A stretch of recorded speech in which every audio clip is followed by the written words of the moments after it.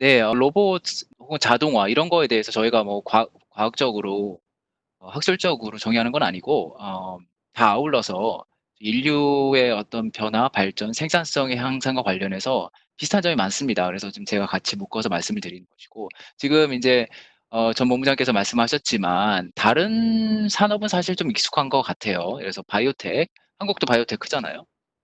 클라우드, 저희 한국 기업은 별로 없지만 아마존 AWS 이런 거 잘 아실 테고, 그런데 이쪽 로봇 자동화 쪽은 사실은 좀 한국 분들한테 익숙하진 않은 것 같아요. 하지만 중국에서 이게 하나의 큰 산업을 형성을 하고 있습니다. 이미 산업이 자리를 잡았고요. 거기서 이제 기업들이 나오고 있는 과정인데 이걸 꼭 소개를 해 드리고 싶습니다. 지금 이 산업을 좀 이해를 하고 나중에 분명히 좋은 투자 기회, 뭐 지금 당장일 수도 있고 앞으로 더 번창할 산업이기 때문에 꼭 봐야 될 필요가 있다라고 생각을 합니다. 제가 중국의 이쪽 산업, 그러니까 로봇, 자동화 쪽에서 어떤 변화들이 있는지, 어떤 배경이 있는지 오늘 설명을 드리도록 하겠습니다. 우선 들어가 볼까요? 우선은 코로나 얘기를 하지 않을 수가 없는데, 코로나 바이러스가 참 많이 바꿨죠. 저희 세상, 저희 생활이랄까, 작동 방식 이런 걸 많이 바꾸고 있는데, 지난번에 말씀드렸던 건 이런 게 있었던 것 같아요. 지난번에 클라우드 때는 원격 근무를 원활하게 해주는 소프트웨어, 뭐 딩톡이라든지 딩딩이죠. 아니면은 원격 진료를 가능하게 해주는, 병원에 못 가니까 핑한 굿닥터 같은 앱을 제가 지난번에 소개를 해드렸었어요. 근데 이거 말고 이런 거 말고 어떻게 보면 공장 생산 현장에서는 어떨까? 생산 현장도 지금 지장이 많죠. 지금 물론 많이 회복이 됐습니다만 뭐 2월 달만 하더라도 뭐 절반 이상이 공장이 돌아갈 수 없는 상황이었죠. 왜냐? 노동자들이 올 수가 없는 거죠. 그리고 오더라도 서로 간에 이 디스턴스를 만들어야 되는 것이고, 그렇지 않습니까? 그런데 공장에서도 이 노동자들을 대체할 수 있다면, 로봇이나 혹은 자동화로 대체할 수 있다면 공장이 돌아가겠죠. 예. 기업 관점에서 혹은 생산성 관점에서는 이게 로봇의 필요성이 다시 한번 좀 부각이 된 것 같아요. 뭐 그것뿐만 아니라 음식 배달을 할 때 사람이 하는 게 아니라 로봇이 한다거나 뭐 이랬을 때는 사람과의 접촉을 줄일 수가 있는 어떤 대안이 되는 것이죠. 그래서 이번에 코로나 바이러스 사태를 맞아서 다시 한번 자동화 또 로봇 필요성에 대해서 한번 다시 언급이 된 것 같습니다. 근데 꼭 이것 때문은 아니고 원래 로봇이라는 산업이 계속 성장해 왔던 산업이에요, 사실은. 그래서 뭐 일부 사람들은 굉장히 이걸 숫자를 좋게 보기도 합니다. 앞으로 뭐 기하급수적으로 성장하는 산업 중에 하나로 보기도 하고요.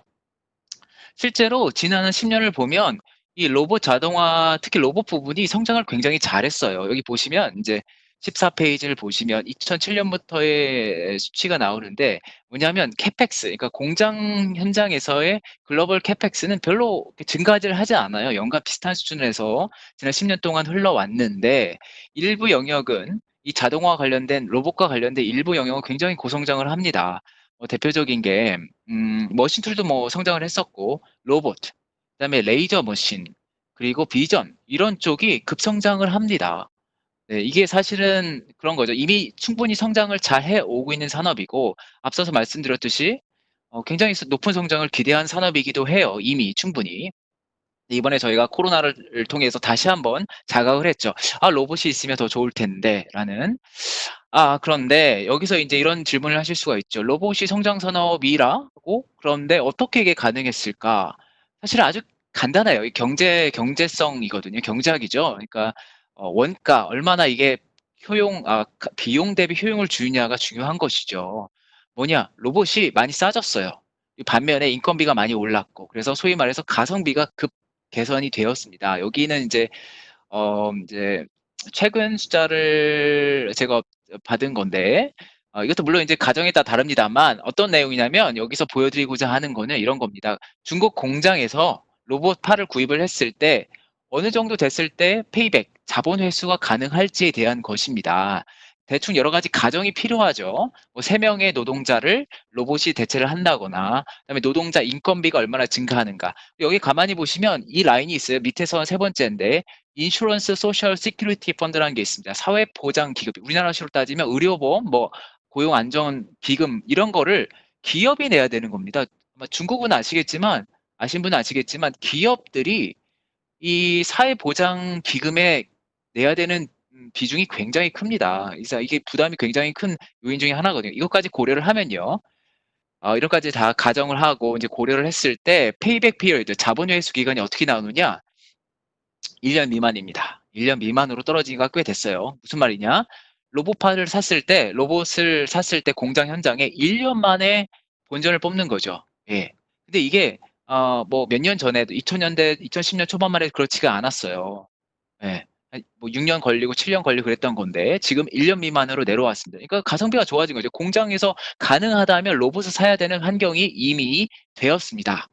그리고 또 하나는 특히 이제 로봇 중에서도 저희가 이제 레이저 머신이 중요한 부분입니다. 레이저 머신은 로봇이 아니다라고 생각할 수는 아닙니다. 굉장히 중요한 로봇 중에 하나의 어플리케이션이고요. 이 레이저 머신이요, 마치 반도체 같아요. 물론 이제 레이저 안에도 당연히 반도체가 매우 중요한 부분이고, 소위 말해서 무어의 법칙이 여기도 통용이 됩니다. 그래서 하루 1년에 20%씩만 가격이 빠집니다. 네. 그래서 그걸 10년 동안 해온 거거든요. 그래서 레이저 머신이 이전엔 굉장히 비쌌는데 지금은 상당히 많이 내려왔습니다. 여기 이제 16페이지 차트에서 특히 이제 레이저의 대표가 바로 광섬유 레이저거든요. 파이버 레이저인데 여기에서 가격 하락폭이 굉장히 크다는 것을 보실 수가 있습니다. 반면에 성능은 굉장히 개선이 되었고, 그래서 이런 것들이 아울러서 로봇 관련된 원가의 하락을 가져왔던 것입니다. 그리고 또 하나 더 중요한 거는 이 로봇이 단순히 로봇이 아니라, 그러니까 저희가 프로그래밍을 해서 그거에 따라서 움직이는 것이 아니라 로봇이 스스로 학습을 합니다. 주변의 환경을 인지하고 비전이 필요한 거죠. 비저닝을 통해 주변 환경을 인지하고 옆에 사람이 있으면 조심하고, 그렇죠. 이렇게 하면서 AI 그다음에 IoT가 결합이 되면서 이 로봇이 활동할 수 있는 반경이 더 넓어졌습니다. 예. 그래서 이전에는 로봇을 쓸 수 없는 영역조차에서도 로봇이 새롭게 채택이 되는 경우가 점점점 많아지고 있는 거죠. 그러니까 가격은 저렴해졌고 로봇이 쓰일 수 있는 영역이 인공지능과 IoT의 도움으로 점점점 많아지고 있는 상황입니다. 그렇기 때문에 로봇이 점점 늘어난 성장 산업이 될 수 있는 것이고요. 다음은 오케이, 로봇은 성장을 잘 하겠다. 레이저나 뭐 이런 비전 관련 성장을 잘 하겠네. 근데 왜 중국을 얘기를 하느냐? 중국이 로봇 산업의 중심이 되었습니다. 예, 이미 중심이 되었고요. 여기 차트 오른쪽 표를 보시면 전 세계 로봇 수요에서 중국이 차지하는 비중이 굉장히 많이 증가를 했어요. 그러니까 10년 전만 하더라도 전 세계 로봇이 뭐 100대가 생산됐다면 그중에서 중국이 소비하는 건 10개밖에 안 됐는데 지금은 무려 40%에 가까운 로봇을 중국이 소비를 하고 있습니다. 그러니까 중국이 로봇 산업의 중요한 소비 시장이 된 거죠. 소비 시장이 된다는 얘기는 반대로 얘기하면 그 안에서 생산 시장이 형성이 된다는 얘기이기도 합니다. 거대한 수요 시장, 생산 시장이 중국에서 지금 열리고 있는 것이고요. 또 하나는 중국 정부의 의지입니다. 제가 이제 자주 얘기하는 게 중국 정부의 산업 정책을 봐라라는 측면인데 왜 중국 정부가 로봇 산업을 키우느냐? 역설적이긴 합니다만 로봇을 통해서 중국 제조업의 일자리를 보존하기 위해서입니다. 우리 상식 속에는 로봇이 많아지면 제조업의 일자리가 없어지는 거죠. 중국인들 머릿속엔 그게 아닙니다. 뭐냐? 만약에 중국의 인건비가 계속 오르잖아요. 이대로 놔두면 중국의 공장의 원가가 비싸지기 때문에 공장주들이 중국의 공장을 문을 닫고 해로 나갈 겁니다. 베트남으로 가겠죠. 그런데 이걸 막으려면 어떻게 되느냐? 노동자 1인당 생산성을 올려야 됩니다. 생산성을 올리는 가장 쉬운 방법은 로봇을 투입하는 거죠. 한 사람이 다룰 수 있는 로봇의 양, 소위 말해 자본량을 늘려주면 노동 생산이 올라가는 것이고, 그러면 공장을 해외로 옮길 필요가 없는 거죠. 그러니까 중국 정부 입장에서는 제조업의 일자리를 보존하기 위해서 로봇 산업을 키우고 있는 것입니다. 말씀드렸듯이 수요에 거대한 수요 시장이 있고 거기에 중국 정부의 의지와 어떤 정책이 있기 때문에 중국에서 로봇 산업이 이미 자리를 잡았고 앞으로 성장을 많이 할 것 같아요. 그러면 구체적으로 중국에서 어떤 로봇 산업, 어떤 자동화 산업이 있을 것이냐? 일부 영역은 중국이 잘할 것 같고 일부 영역은 못할 것 같습니다. 우선 못하는 영역을 좀 말씀을 드릴게요. 그 로봇에 들어가는 핵심적인 부품을 보통 세 가지를 얘기를 합니다. 컨트롤러, 그다음에 서버 모터, 감속기 세 개를 얘기합니다. 컨트롤러는 뭐 반도체 같은 것이기 때문에 뭐 프로그래밍하고 뭐 소프트웨어이기 때문에 큰 문제는 없는 것 같고, 서버 모터도 상당 부분이 중국 애들이 대체를 하고 있는 것 같아요. 그런데 감속기는 현재까지로도 안 되고 앞으로 불가능한 것 같아요. 뭐냐, 이 감속기가 뭐냐면 여기 이제 차트를 보시면 그림을 보시면 알겠지만 중간쯤에 있어요. 그 베어링 여기 위에 리디어스라는 게 있어요. 이게 일종의 기어거든요. 기어인데 이걸 아주 정밀하게 만들어야 되는 거죠. 잘 정확하게 깎아야 되고 이게 이 재료도 합금을 정확하게 해야지 이 퍼포먼스가 나오는 것이죠. 이거는 아무나 할 수 있는 게 아니죠. 수많은 경험, 시행착오를 겪어야만 할 수 있는 기계공학의 정수입니다. 이거는 일본 기업과 독일 기업이 제일 잘합니다. 중국은 지금도 못 따라가 있고 앞으로도 따라가지 못할 것 같아요. 예. 하지만 이걸 감속기를 위한 나머지 영역은 중국에도 할 수 있는 것 같고요. 어셈블리, 로봇 어셈블리라고 하는 건 이런 거죠. 그럼 아까 말씀드린 감속기, 서버 모터, 뭐 컨트롤러 여러 가지 부품들을 모아서 완성품을 만들어서 납품을 하는 건데 현재까지는 이거를 일본 기업 대표적으로 화낙이 있죠. 독일 기업 뭐 대표적으로 뭐 저기 뭐죠? 쿠카가 있었고 그다음에 스위스 기업으로 뭐 ABB가 있었고 이런 유럽에서의 그 기업들이 있는 것이죠. 그래서 일본과 유럽 기업들이 주도를 하고 있는데 이 부분에서 중국 기업들이 하나 둘씩 나오고 있습니다. 대표적인 중국의 어셈블리, 그러니까 로봇의 완성본을 만들어서 납품하는 역할을 해주는 기업 중에 하나가 난징 이스톤이라는 기업이 있습니다. 아시다시피 이름에서 나왔다시피 뭐 난징에 기반을 두고 있고요. 중국의 대표적인 어셈블리 회사입니다. 이 회사의 장점은 뭐냐? 이 핵심 부품들을 많이 갖고 있어요. 그래서 서버 모터라든지 컨트롤러 같이 주요 부품을 회사가 내부적으로 생산할 수 있는 그런 능력이 됩니다. 역시 감속기는 못 만듭니다. 감속기는 아까 말씀드렸듯이 그냥 무조건 일본에 의존할 수밖에 없는 상황입니다. 하지만 감속기를 제외한 나머지 부분은 상당 부분 내재화가 된 상태입니다.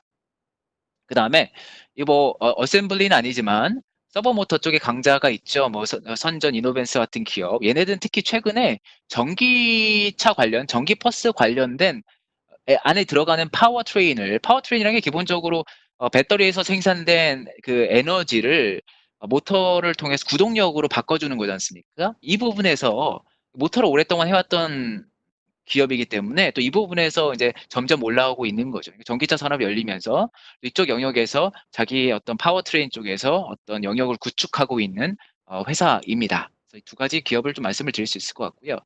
그래서 최근에 이제 뭐 당장에 관련된 기업은 아닌데 재미있는 사례가 있는 것 같아요. 그러니까 이게 로봇이라는 게 혹시 머신트리라는 게 그동안은 일본 기업, 독일 기업이 주도하고 있다라고 생각을 했었는데 최근에 그 아성이 좀 흔들리고 있는 것 같아요. 재미있는 사례가 작년에 이제 5G 요즘 이제 투자 막 본격적으로 하지 않습니까? 5G 기지국에 들어가는 부품을 만들 때 필요한 CNC 머신이 발주가 많이 나왔어요. 작년에 중국에. 근데 상당 부분을 중국계 로컬 업체가 가져가서 시안이 깜짝 놀랐습니다. 전문가 지금 이제 업계에서 깜짝 놀랐는데 원래는 이제 화낙이라든지 이런 외국계 기업이 가져갈 줄 알았는데 대부분 70% 이상을 로컬 기업이 가져가 이변이 발생을 했어요. 물론 이제 그거는 로엔드니까 로엔드 부품이기 때문에 로엔드 CNC이기 때문에 괜찮다라고 생각하시는 분도 있는데 또 한편으로 보여주는 거죠. 중국 기업이 밑에서부터 하나둘씩 올라오는 그러니까 CNC처럼 독일과 일본 기업이 장악하고 있던 영역조차도 중국계가 하나둘씩 이렇게 시장 점유율을 넓혀가고 있는 거를 최근에 또 확인을 할 수가 있었습니다. 예. 상무님 감사합니다. 뭐 다양하게 전반적인 좀 중국 로봇 산업에 대해서 좀 알 수 있었는데요. 우선 역시 코로나가 다양한 면에서 영향을 끼치고 있는 것 같습니다. 어쨌든 비대면 특히 로봇 산업, 제조업에서 로봇 산업이 이렇게 중요해지고 있다는 부분들 좀 말씀을 좀 주셨고요. 특히 또 인상적이었던 거는 어떤 중국 정부가 올라가고 있는 그 중국의 인건비를 이런 그 산업적인 구조를 좀 커버하기 위해서 적극적으로 이 중국의 로봇 산업을 육성하고 있다는 점 되게 인상적이었던 것 같습니다. 또한 뭐 전반적으로 여전히 로봇은 뭐 정밀공학에 강한 뭐 미국이나 유럽 기업들이 훨씬 더 잘하는 부분들이 있지만 여전히 그럼에도 불구하고 새로운 중국 기업들의 약진이 좀 이어지고 있다. 이렇게 말씀을 좀 주셨습니다. 상무님, 근데 아까 전에 말씀 주셨던 내용 중에 그 레이저라는 얘기를 해주셨어요. 그래서 특히 또 앞서 제가 좀 살펴보니까 특히 중국의 로봇 산업에 대해서 얘기할 때는 이 레이저에 대해서 꼭 우리가 잘 살펴봐야 할 필요가 있다라고 좀 말씀 주셨는데요. 뭐 아까 뭐 레이저 뭐 반도체와 같은 역할이든지 그런 얘기 하셨는데 저희가 그냥 보통 알고 있는 레이저는 저희 그런 거 있지 않습니까? 광선검? 예, 막 이런 이런 거가 되게 네. 친숙한데 혹시 지금 말씀하신 레이저가 그런 뭐 이렇게 빨간빛 쏘는 광선검 그런 건가요? 한번 좀 자세하게 레이저에 대해서 좀 말씀 좀 부탁드리겠습니다. 그게 맞죠. 레이저라는 게 그러니까 빛의 파장과 위상을 동일하게 만들어줌으로써 에너지의 강도를 높이는 거죠. 그거를 얼마나 잘 높아서 높은 출력을 내느냐. 그게 이제 레이저의 성능인 건데, 광선검은, 잘 모르겠습니다. 그거는, 의미 있는 무기가 될지 모르겠는데, 여하간 뭐 비슷한 원리라고, 동일한 원리라고 할 수가 있고요. 제가 이제 레이저 머신을 좀 주목해라, 의미가 있다라고 말씀드리는 거는 이런 거죠. 기존의 로봇, 기존의 그 머신툴이라든지 자동화 장비는 사실은 기계공학이 중심입니다. 기계공학은 이미 저희가 인류가 지난 100년, 200년 동안 닦아왔던 부분이고, 이미 많은 국가들, 독일과 특히 일본 이 두 개의 국가가 이미 그걸 마스터를 했죠. 장인이 되었죠. 그래서 이 부분을 침투하기가 쉽지가 않습니다. 한국도 노력을 많이 했는데 쉽지가 않아요. 그래서 이 부분을 가지고 얘기를 하는 건 쉽지는 않은 것 같습니다. 아까 리듀서를 말씀드렸지만 감속기는 아마도 영원히 일본 기업이 할 가능성이 높거든요. 예. 근데 레이저는 좀 다릅니다. 레이저는 왜 다르냐? 우선 레이저라는 기술 자체가 발달된 지가 얼마 안 됐고요. 1960년대이고 레이저가요. 기본적으로 원자 안에서 전자가 전위에 따라서 에너지를 발산하고 빛을 발산하고 하는 거를 조절하는 기술이거든요. 이거는 양자역학의 영역이고 아직은 굉장히 젊은 과학이랄까? 젊은 기술입니다. 그다음에 또 이게 빛을 쏴줄 때 그 빛을 다이오드 반도체로 만들어주는 거거든요. 또 반도체를 얼마나 웨이퍼를 잘 다루냐 이런 거예요. 그래서 그 기존의 그 로봇이 갖고 있는 기계공학적 특성보다도 반도체, 양자역학과 같은 새로운 기술, 혁신 기술과 관련된 부분이 더 중요합니다. 이 부분은 쉽게 말해서 더 많이 혁신이 가능하고 더 쉽게 파괴를 할 수 있는 영역이죠. 신규 진입자가. 중국은 누차 말씀드리지만 이 과학자나 엔지니어 인적 능력은 굉장히 많이 개선이 됐거든요. 이제 글로벌 수준까지 올라왔는데 걔네들이 할 수 있을 만한 영역인 것이죠. 그렇기 때문에 의미가 있고요. 그다음에 아까 서두에 말씀드렸듯이 이 레이저, 특히 광섬유 레이저는 아주 성장성이 두드러지는 영역입니다. 더 많은 어플리케이션 영역, 적용 영역이 생기고 있고요. 그래서 24페이지를 보시면 그 전통적인 어떤 머신 툴, CNC 머신이 거의 그냥 그레이듀얼, 점진적인 성장을 한 거에 비해서 레이저 머신은 급성장을 합니다. 과거에. 그리고 앞으로도 할 것 같고. 오른쪽에 보면 이제 전망치인데, 앞으로 한 2년 정도의 전망치인데, 보시죠? 이제 막대 그래프가 아주 급증하는 것을 보실 수가 있습니다. 물론 전망치이기 때문에 현실은 아닙니다. 좀 지켜봐야 되겠습니다만, 그러니까 이런 예측이 가능한 거죠. 이렇게 가격이 내려가고 이런 정도의 퍼포먼스를 보이면 여기도 쓰이고 저기도 쓰이겠네? 이런 거 예측이 이제 반영이 되는 거죠. 그래서 두 가지를 중국이 갖고 있는 것 같아요. 중국이 이 신생 산업에 대해서 잘할 것 같고, 두 번째는 이 산업이 굉장히 큰 성장 산업이라는 것이죠. 그거를 중국이 이제 잡으려고 하는 겁니다.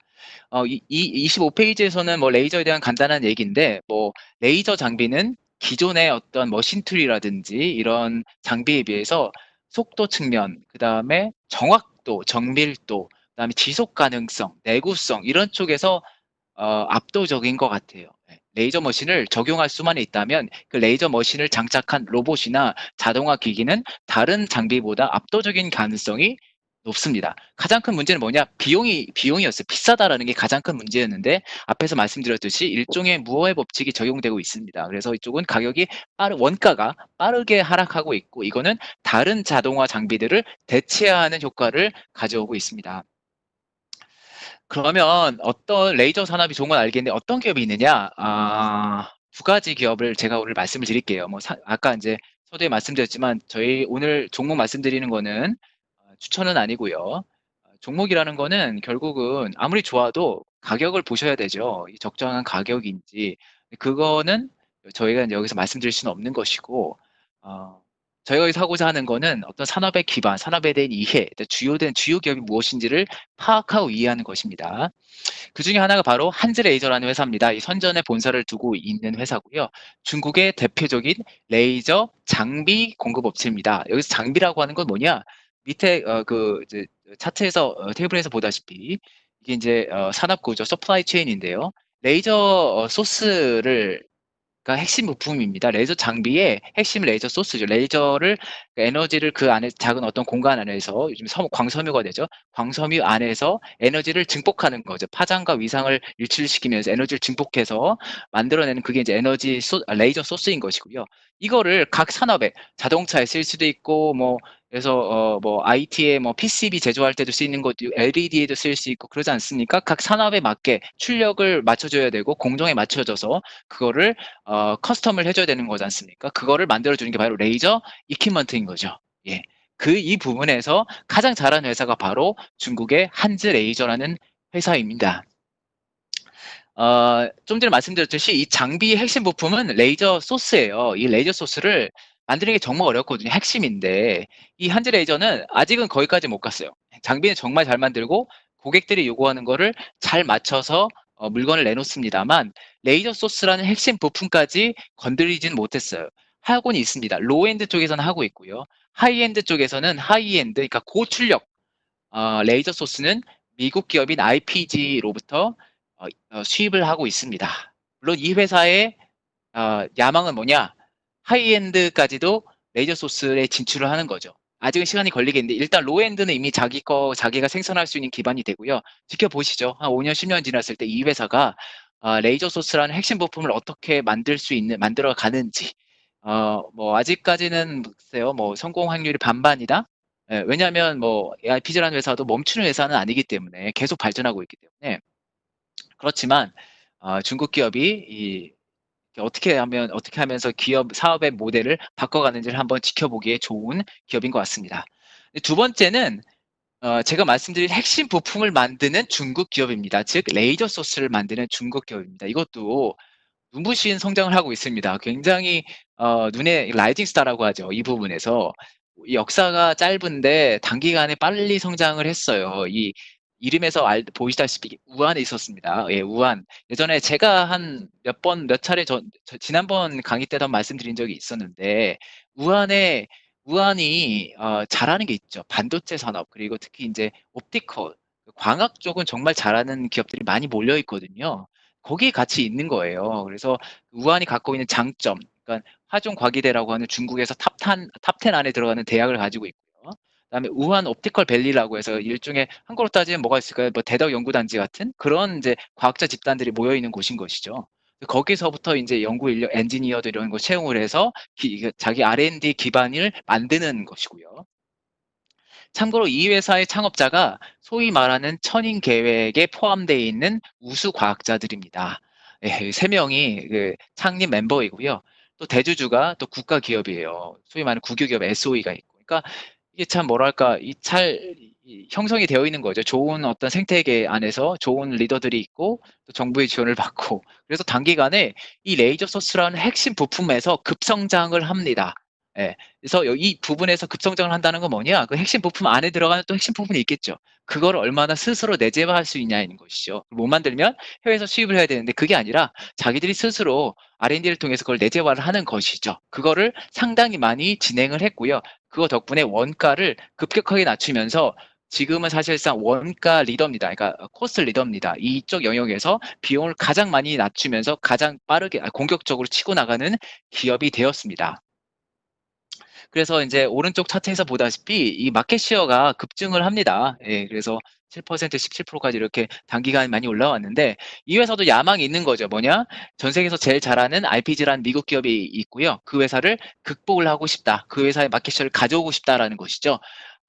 지금 가능성은 아까 말씀드린 한지 레이저보다는 훨씬 높은 것 같아요. 예, 왜냐하면 이 과학 이런 기반이 워낙 튼튼하기 때문에 그렇습니다만 아직은 아니에요. 단기적으로는 아니고 단기적으로는 저출력도 이미 충분히 좋은 시장이거든요. 저출력 레이저, 그러니까 로우엔드 레이저 시장도 이미 충분히 좋은 퍼포먼스를 보여주고 있기 때문에 이쪽에서 성장을 계속할 것 같아요. 네, 그렇지만 뭐 장기적으로는 여하간 글로벌 1등 기업이 되려고 하는 야망을 갖고 있는 기업이다. 그래서 어, 이 두 가지 기업을 소개해 드렸고 그 외에도 뭐 화공 레이저라든지 말씀드렸듯이 화공이라는 표현이 뭐냐면 이 여기 또 화중 과기대랑 또 연결돼 있는 기업이에요. 그래서 또 역시 우한에 있는 레이저 회사입니다. 뭐 이런 기업도 있습니다만 일단 오늘 저는 두 개 기업 한즈 레이저랑 레이커스라는 중국의 그 레이저 산업의 대표적인 기업 두 개를 소개를 드렸습니다.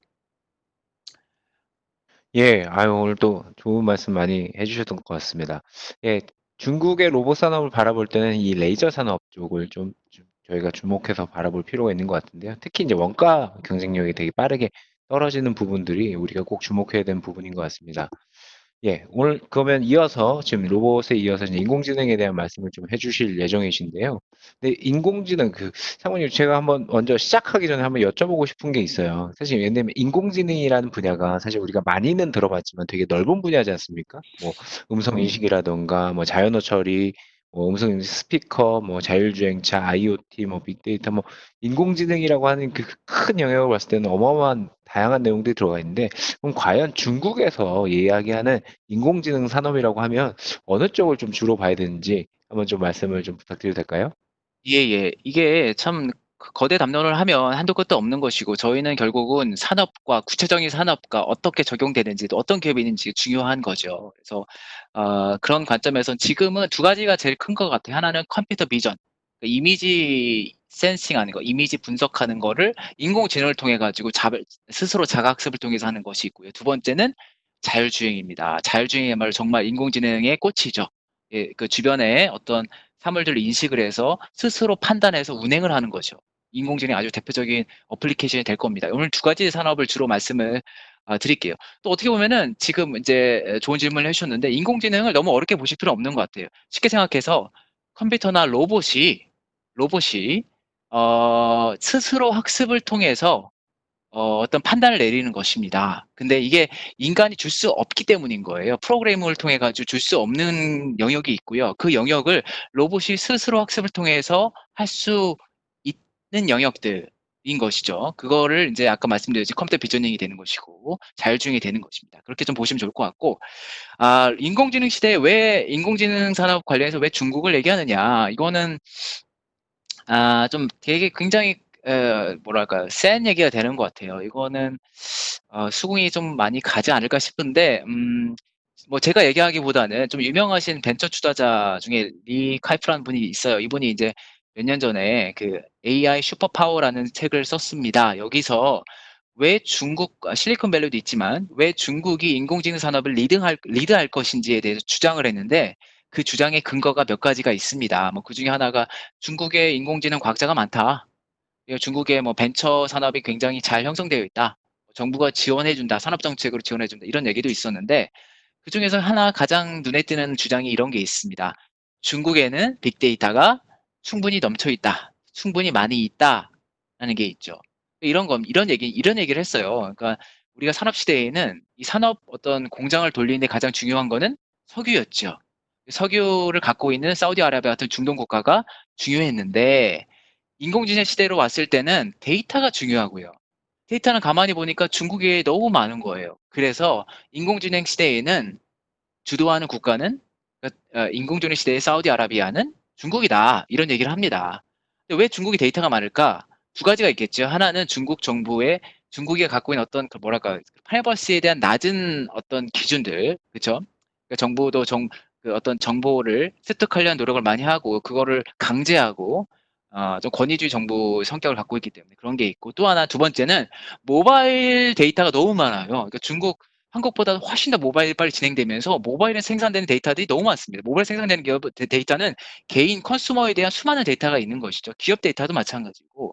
그래서 이런 데이터가 풍부하게 있기 때문에 이거를 활용을 해서 인공지능을 주도할 수 있는 여건이 된다라는 것이죠. 그래서 이런 좀 기반 하에서 이제 중국의 인공지능 산업을 좀 보시면 될 것 같습니다. 제가 말씀드렸지만 좀 더 구체적으로 그럼 어떤 어플리케이션이 있냐. 첫 번째는 컴퓨터 비전입니다. 그러니까 쉽게 말하면 그러니까 이미지 인식, 안면 인식 분야에 인공지능을 적용을 하는 것이죠. 그걸 저희는 보통 이제 컴퓨터 비저닝이라고 부릅니다. 스스로 학습을 해서 사물이 어떤 것인지를 아이덴티피케이션, 정체를 찾고 그에 따라서 액션을 취할 수 있는 것이죠. 이게 되면요 할 수 있는 게 너무 많습니다. 예를 들어서 무인 슈퍼마켓도 가능하고요. 그다음에 자율주행 시장도 바로 이거죠. 자율주행을 하더라도 제일 먼저 해야 될 것은 주변의 상황을 인식하고 판단하기 전에 어떤 중요한 정보를 취득하는 것이죠. 그러니까 이게 모든 거의 기본이라고 할 수가 있습니다. 최근에 저희가 코로나 바이러스를 지나면서 이런 생각을 할 수가 있어요. 한국에서는 이미 잘하긴 했는데 많은 국가는 못했죠. 뭐냐? 어떤 확진자가 있어요. 감염자가 있는데 이 사람이 어떻게 다녔는지를 모르는 거죠. 근데 그걸 CCTV로 우리가 체크를 해야 되는데 이게 그 수작업을 해야 되는 거죠. 제가 어디 가고 뭐 슈퍼마켓 가고 어디 가고 이걸 다 수작업으로 체크를 하는데 만약에 이 CCTV가 보안 카메라가 AI였다. 인공지능 기능이 있었다. 그러면 어떻게 되느냐? 그냥 직접 다 뭐 몇 시간 만에 다 찾아내겠죠. 이 사람이 어디 가고 어디 가고 이런 거를 동선을 그 얼굴을 파악을 하고 있다면. 그죠? 그래서 생각해 보면 이런 코로나의 대응에 있어서도 보안 카메라가 쓸 수 있는, 그러니까 컴퓨터 비전ing이 쓸 수 있는 영역이 되는 겁니다. 그래서 앞으로도 그런 일이 좀 있을 것 같고요. 그다음에 인제 중요한 거는 오케이, 컴퓨터 비전이 굉장히 활용도가 많고 적용할 수 있는 영역이 많다. 근데 중국이 과연 잘하느냐? 심플 앤서는, 진짜 단순한 답은 그렇다입니다. 사실은 중국이요, 이미 오래전부터 이미지 센서, 이미지 인식과 관련해서는 세계를 주도를 해왔습니다. 우리가 모르는 사이에 이미 중국은요, 영상 처리, 이미지 처리와 관련해서는 오랜 노하우와 인프라스트럭처, 에코시스템을 갖추고 있습니다. 대표적인 게 예를 들어서 이미지 처리를 하기 위해서 필요한 칩을 중국이 이미 충분히 만들고 있어요. 예전에 한번 말씀드린 하이실리콘, 그쵸? 이제 화웨이 자회사인 하이실리콘이 영상 처리 관련된 칩을 잘 만들고 있습니다. 이미 뭐 10년 이상 충분히 좋은 성능을 내는 칩을 만들어 왔었고요. 그 다음에 최근에 지난 몇 년 사이에 AI, 인공지능 이미지 인식 처리를 하는 스타트업들, 벤처들이 중국에서 붐을 이루고 있습니다. 잘 알려진 이름들이 몇 개 있어요. 한국에서도 잘 알려진 이름, 예를 들어서 센스타임이라든지, 이건 홍콩에 기반을 둔 회사인데, 매그빗, 이거는 이제 베이징 기반이고, 아크소프트라는 회사, 이거는 미국에 베이스를 두고 있습니다만 창업자가 중국인입니다. 뭐 이티로라든지 이런 회사들이 이미 커져 있고요. 이미 적용을 하고 있고, 뭐 센스타임 이런 회사들 이미 돈을 벌어요. 벤처지만 스타트업이지만 이미 돈을 벌고 있습니다. 그래서 이미 검증이 된 이 벤처들이 많다. 얘네들 뭘 하느냐? 주로 알고리즘이죠. 알고리즘을 짜고 소프트웨어를 만드는 회사죠. 그 앞에서 말씀드린 이미지와 관련된 그 반도체가 있는 것이고, 또 그거를 운용할 수 있는 알고리즘과 소프트웨어를 가지고 있는 것이죠. 이 두 가지가 이미 결합이 되어서 중국의 이미지 인식과 관련, 이 이미지 인식, 인공지능 관련해서 이미 어떻게 보면은 인력과 기업과 생태계가 이미 갖춰져 있는 상황이라고 해도 과언이 아닙니다. 근데 오늘은 아무래도 저희가 이제 상장 기업에 관심을 두고 있는 사람이기 때문에 산장기업 중심으로 얘기를 할게요. 앞엔 스타트업도 말씀드리겠는데 좀 비슷한 일을 하고 사실은 더 많이 뭐랄까 이렇게 인테그레이트된 그런 비즈니스 모델을 갖고 있는 회사입니다. 바로 항저우에 있는 하이크비전, 하이캉이라고 부르는 기업이죠. 잘 아실 거예요. 이게 대표적인 중국의 산업재 기업 중에 하나이고요.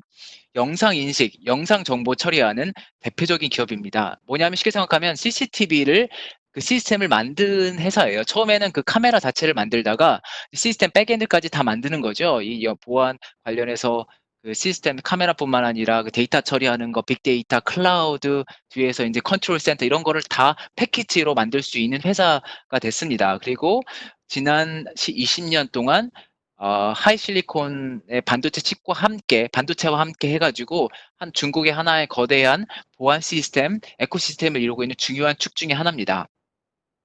지금은 이제 AI 카메라든지 ABG라고 이제 뭐냐면 이거는 창고에 물류센터에 돌아다니는 로봇 있잖아요. 그 핵심은 결국 그러니까 인식을 하는 거거든요. 그런 영역까지 지금 사업을 확대를 하고 있고요. 전 세계 보안 카메라 시장에서 한 점유율 20% 정도 돼요. 뭐 압도적으로 지금 잘하는 회사입니다. 우리는 잘 모르지만 이미 중국에서는 유명한 회사고 세계적으로도 유명한 회사입니다. 한국에도 사실은 보안 카메라 회사가 있는데 비교하기가 굉장히 어려워요. 이미 뭐 이 가격, 원가 경쟁력이랄까 이런 거 측면에서는 참 비교하기 어려울 정도로 이미 이 회사는 엄청나게 이 중요한 회사, 큰 회사가 되어 있죠. 그거의 반영이 뭐냐? 이 회사가 ROE가 그렇게 좋아요. 그 자본재, 우리가 보통은 산업재, 자본재는 별로 재미가 없잖아요. 변동성도 워낙 크고 ROE가 별로 높지를 않습니다. 뭐 10%뭐 이 정도? 근데 이 회사는 무려 30%라는 높은 수익률을 장기간 유지를 합니다. 지금 좀 내려오긴 했습니다만 그만큼 자기 영역에서 확고한 거죠. 원가 경쟁력도 있는 것이고 퀄리티도 좋은 것이고 저 글로벌 시장에 하기 때문에 규모의 경제도 생기는 것이고, 그래서 자본재 기업 중에서 이렇게 이 정도의 자본 수익률을 기록하는 회사를 찾기가 좀 힘든 것 같습니다. 또 이 말인즉슨 또 나름대로 이 회사가 관리를 잘한다는 얘기이기도 하겠죠. 그리고 사실은 다른 회사보다 먼저 컴퓨터 비전, AI 쪽에 투자를 많이 해서 이미 내부적인 AI 과학자라든지 이런 네트워크라든지 이런 것들을 이미 잘 구축한 기업 중에 하나입니다. 그래서 좀 주목해서 보실 필요가 있고요. 두 번째 응용처인데, 두 번째 어플리케이션인데 당연히 자율주행입니다. 이거 제가 왜 당연하다고 말씀드리면 글쎄요, 이게 너무 커요. 산업이. 이 포텐셜이 너무 크기 때문에 이거는 정말 놓치면 안 되는 산업인 것 같습니다. 다만 많은 분들한테는 이게 체감이 안 올 거예요. 이게 뭐 자율주행한다고 하는데 실제로 우리 주변에 보이는 것도 아니고, 뭐 요즘 뭐 신형 자동차에 약간 그 있잖아요. 그 주행선 이렇게 지켜주고 주차해주고 이 정도로만 생각을 하세요. 근데 그게 전부가 아닙니다. 이제는 시작이고요. 이 산업이 사실 거대한 산업이 될 것 같아요. 왜냐? 이 자율주행이 되면요, 운수 산업을 완전히 뒤바꿔 놓을 거거든요. 왜냐하면 가만히 보세요. 운수 산업을 비용을 고려를 해보시면 운수 산업의 매출 총 원가에서 가장 큰 비중이 바로 인건비입니다. 그러니까 운전수이죠, 운전수. 운전수 택시면 택시 드라이버, 그렇죠? 택배는 택배 기사.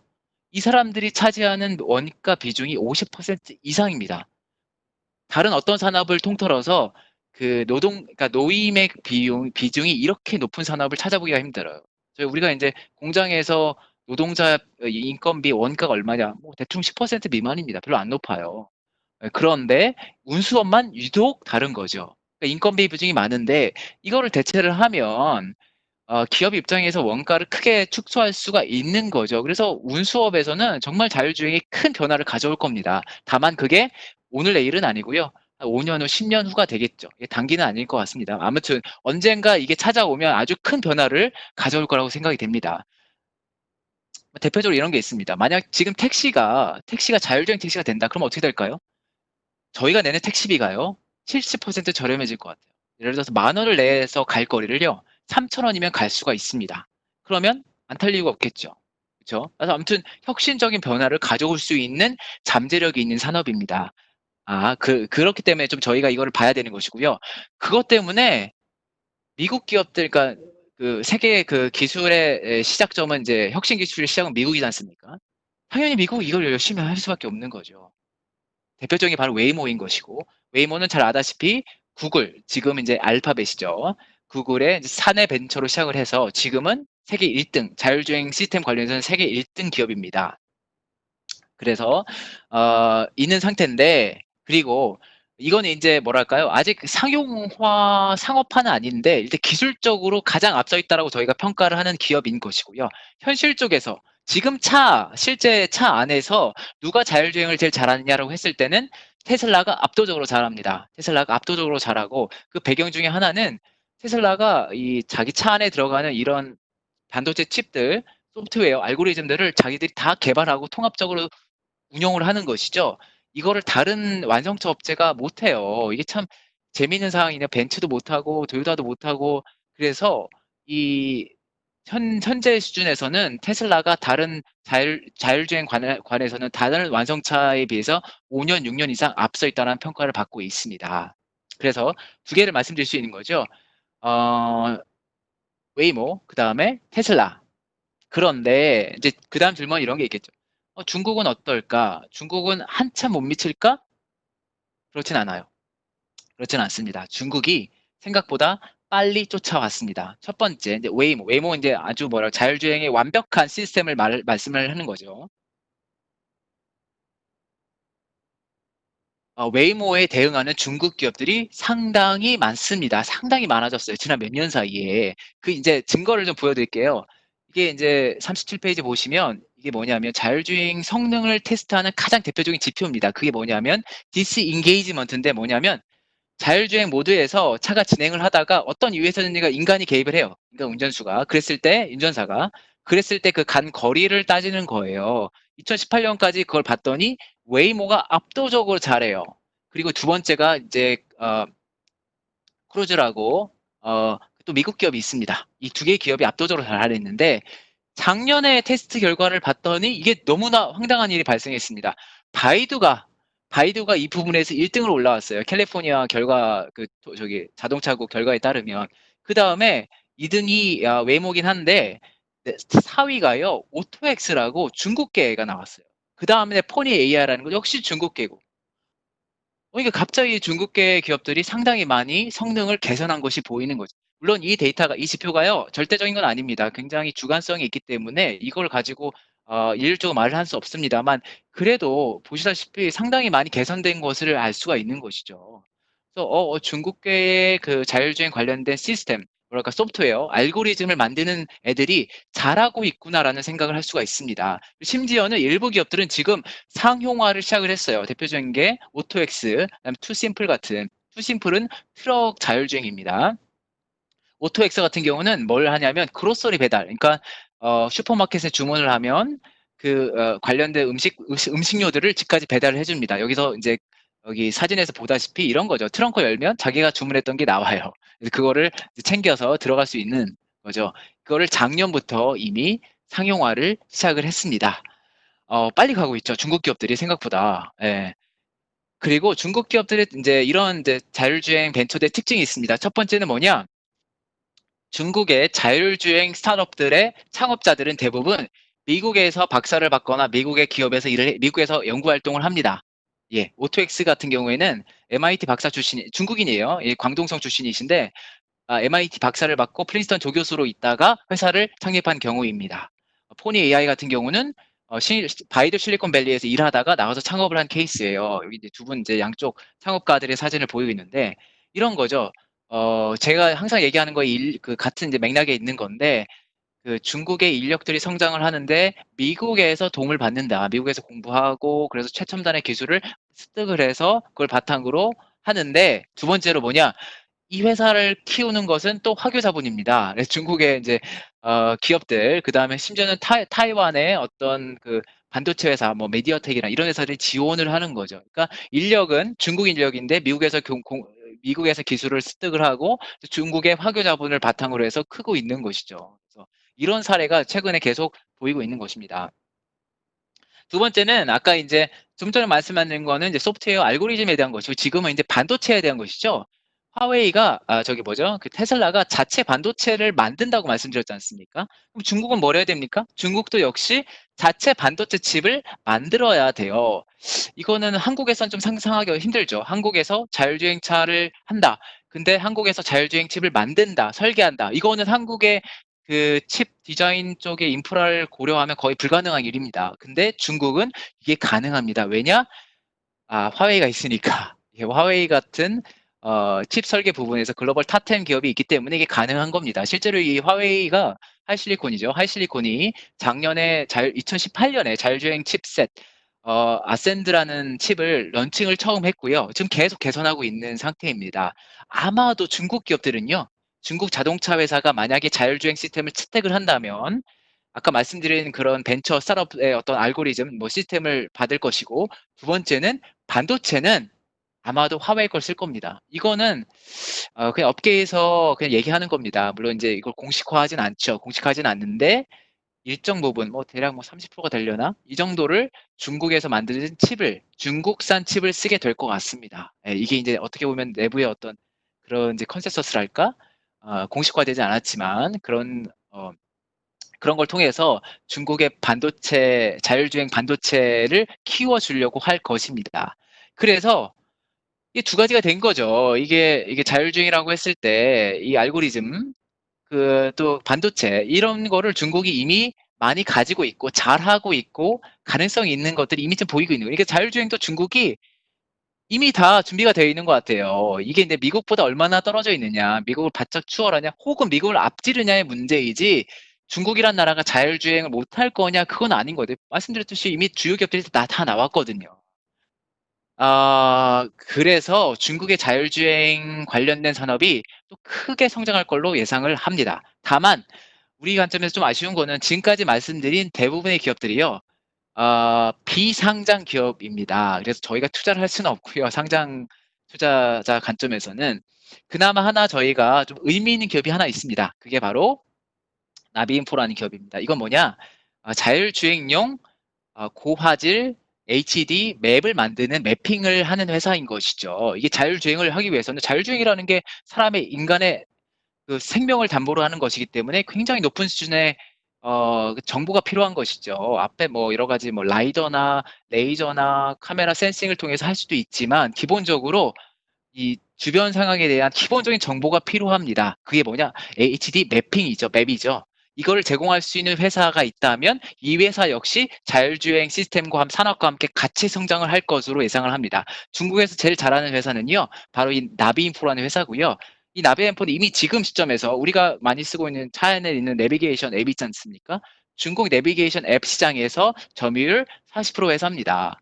그리고 이 회사는 지금 오래전부터 3D 앱, HD 맵에 대해서 과감한 투자를 하고 있는 것이죠. 그래서 3D 앱 쪽에서도 지금 앞서가고 있어요. 또 화웨이랑도 같이 코웍을 하고 있는 것으로 알고 있고, 그래서 만약에 자율주행 산업이 본격적으로 성장을 하게 된다면 이 회사가 또 그 산업 안에 중요한 한 축을 형성을 하게 될 것 같습니다. 네, 그래서 지금까지 말씀드린 거는 뭐죠? 이게 인공지능의 주요한 어플리케이션 중에 하나는 자율주행. 그쪽에서 중국이 이미 잘 준비가 되어 있다. 반도체, 알고리즘 소프트웨어, 그 다음에 맵까지 해서 이런 산업이 지금 형성되고 있다라는 말씀까지 드리겠습니다. 네. 예, 아유, 감사합니다. 전반적인 중국의 인공지능 산업에 대해서 알 수 있었던 되게 좋은 시간이었던 것 같습니다. 간단하게 내용 좀 정리해 보자면요. 우선 어쨌든 지금 중국은 상대적으로 이 인공지능 산업이 발전하기 되게 좋은 환경을 갖고 있다라는 생각을 좀 들게 합니다. 어쨌든 인공지능이라는 게 소위 말하는 빅데이터라는 걸 기반으로 학습을 통해서 결과물을 찾고 뭔가 더 성장하는 게 되게 되어 있는 구조인데요. 어쨌든 중국은 그 이 데이터를 좀 더 수집하기 되게 용이한 환경, 그리고 또 되게 미국으로부터 공부한 우수한 인력들이 많이 들어와서 하고 또 자체적으로 키워낸 되게 훌륭한 테크니션들이 많이 성장하고 있다는 부분, 또 정부 차원에서 되게 적극적으로 좀 지원을 하고 있다는 부분들이 이런 전반적인 인공지능 산업을 키우는 데 큰 역할을 하고 있다라는 말씀을 주셨습니다. 특히 두 가지 분야를 좀 주목할 필요가 있다고 말씀을 주셨는데요. 이미지 인식. 예, 뭐 저는 뭐 외신에서 봤을 때 중국에서는 얼굴을 보여주고 결제까지 한다라고 뭐 얘기 듣기도 했어요. 아이디 대신 얼굴을 쓰기도 하고 뭐 등등 그런 얘기 들었는데 그만큼 이미지 인식에 되게 강점을 갖고 있는 그런 나라다. 좀 말씀 주셨고요. 특히 또 두 번째로 말씀 주신 게 자율주행 쪽. 예, 자율주행이라는 게 진짜 정말 어떻게 보면 아직도 약간 공상과학 영화에 나올 법한 얘기 같아 보이지만 사실 이게 아마 조만간 뭐 금방 언젠가 오지 않겠습니까? 그래서 그런 날이 올 때 정말 좀 더 우리의 삶을 조금 더 바꿀 수 있는 그게 큰 변화가 올 것 같습니다. 어쨌든 자율주행 쪽에서도 당연히 뭐 웨이모나 테슬라와 같은 미국 기업들이 참 잘하고 있지만 중국 기업 또한 상당히 선전하고 있다. 뭐 바이두의 자율주행 기술 자체가 거의 웨이모를 넘어선 수준까지 올라왔다는 것도 한번 확인을 하셨고요. 뭐 어떤 자율주행 칩 같은 경우에서 테슬라도 참 잘하지만 화웨이라고 하는 그 걸출한 기업들이 이런 것들을 잘 만들고 있다. 그래서 우리가 또 중국의 인공지능 산업에 대해서도 좀 주목할 필요 있다라고 말씀을 좀 주셨습니다. 중국의 전반적인 기술력이 참 많이 올라와 있고 관련된 기업들과 향후 성장성이 높다는 걸 또 확인할 수 있었는데요. 오늘 간단하게 마지막으로 제가 상무님한테 질문을 한번 드려볼까 해요. 저희가 이제까지 뭐 중국의 혁신 기업에 대해서 많이 알아봤지 않습니까? 뭐 다양한 뭐 바이오텍이라 전기차나 반도체나 이렇게 말씀을 들었는데 오늘은 로봇이랑 인공지능 이 두 가지 산업을 하루에 하루에 같이 말씀을 주셨단 말이에요. 근데 왜 그랬을까? 저 그 생각을 했어요. 다른 산업이 아니라 왜 로봇과 인공지능을 하루에 같은 날 이렇게 소개를 해주셨을까라는 생각을 좀 해봤는데 혹시 이 두 산업 간에 어떤 관계가 있을까요? 그래서 오늘 소개해 주신 건가 싶습니다. 그래서 한번 여쭤보고 싶은데요. 네, 좋은 질문이에요. 되게 좋은 질문이신데, 이런 것 같아요. 그러니까 저희가 많은 혁신들, 새로운 기술들을 보고 있는 거죠. 근데 그 중에서 가장 인간을 닮은 기술인 것 같아요. 인공지능도 그렇고, 스스로 학습을 하는 것이고, 로봇도 육체적으로 움직이고 인간을 닮아서 하는 거죠. 그래서 이런 측면, 그러니까 인간을 가장 대체하는 기술 영역을 꼽으라면 로봇과 인공지능이 되겠다라는 것이 있겠고요. 두 번째는 이 인공지능과 로봇이 같이 가는 거예요. 상호 보완적인 겁니다. 그러니까 로봇이라는 것이 더 많이 활동을 하려면 스스로 학습도 할 수 있어야 되고 또 주변을 인식할 수도 있어야 되고 그러지 않습니까? 그러니까 인공지능이 들어가야만 로봇이 더 활성화될 수 있는 것이고요. 그다음에 아까 이제 저희 자율주행을 얘기했는데 자율주행이라는 게 주변의 인식을 파악을 하는 거죠. 앞에 누가 있고 뭐가 있고 어떻게 해야 돼 이런데 실제로 움직일 수 있으려면 또 저기 이제 실제로 액션이 필요한 것이고요. 그 인공지능을 구체화하고 현실화할 때는 또한 로봇의 힘이 필요한 것이죠. 그래서 두 개의 부분이 떨어질 수가 없는 것 같아요. 같이 가는데 우리가 이제 머릿속에서 두 개를 자꾸 분리를 하는 거죠. 근데 결국은 같이 가는 수밖에 없는 거라고 생각을 합니다. 그래서 인간을 가장 많이 닮은 혁신 기술이다. 그다음에 상호 보완적인 기술이다. 이런 측면에서 두 개를 같이 보시는 게 저는 더 맞고 더 많이 보이는 것 같아요. 그 세상이 변화들이. 그래서 이렇게 좀 묶어서 했고요. 혹시 필요하시면 나중에 또 따로 하나씩 할 수도 있습니다. 네.